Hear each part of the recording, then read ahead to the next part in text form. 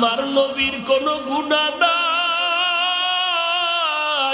সেই নবীও সারা রাত নামাজ পড়ে পড়ে কান্নায় কাটায় দিলেন। আমার নবী কেমন মায়ার নবী, একদিকে মা নাই বাবাও নাই, আমার নবীরে চতুর্মুখী ষড়যন্ত্র করে আটকায় দিল, আমার নবীরে মারার জন্য রেডি। ওই তায়েফের ময়দানে যায় আমার নবীরে বেঈমানের সন্তানেরা পাথর মেরে রক্তে রঞ্জিত করলো। আমার নবী একবার তায়েফের বেঈমানের দিকে তাকায় আর চোখের পানি ছেড়ে কান্না করে, আর জন্মভূমি মক্কার দিকে যখন আগায় আমার নবীর কান্না দেখে আবার আল্লাহ সহ্য করতে পারে নাই।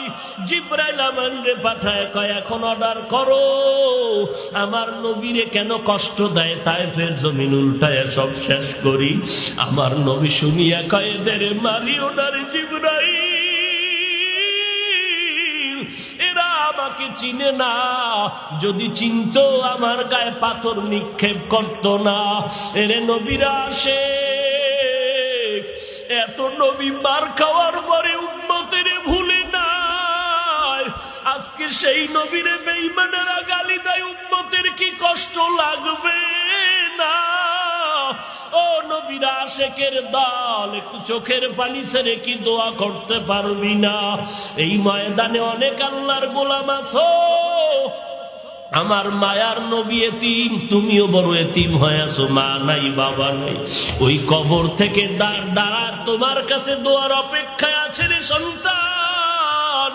সকলে ঘরে গিয়ে দেখবে মা ঘুমায় না, দরজা খুলে অপেক্ষা করে, সন্তান কখন আসবা, আমি মা বসে আছি, খানাও খাই না, তাড়াতাড়ি চলে আসো।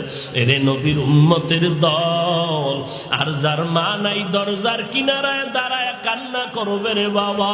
এত ঈদের আনন্দ, তাকায় দেখি সবাই ঈদের নামাজ পড়িয়া ঘরে যায়, মুখে হাসি। আবার তাকায় দেখলাম কয়েকটা যুবক কবরের কিনারায় দাঁড়ায় দাঁড়ায় চোখের পানি ছেড়ে কান্না করে। ও যুবক, সবাই ঈদের আনন্দ করে, তুই কেন কবরের কিনারায় কাঁদতেছ? যুবক বলে, গত বছর ঈদের সময় আমার মায়ের দোয়া নিয়ে ঈদের নামাজে গিয়েছি, এই বছর আমার মা নাই। গত বছর আমার বাবারে পাশে বসাইয়া একত্রে নামাজ আদায় করেছি, এই বছর বাবার বিছানাটা পড়ে আছে, বাবাই নাই।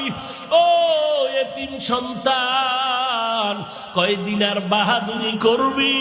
কিসের দলের পিছনে ঘুরো? আমার আল্লাহর কি জবাব দিবা? আল্লাহর গোলামি না করার কারণে আমার নবীর সুন্নতের জবাই করতেছো।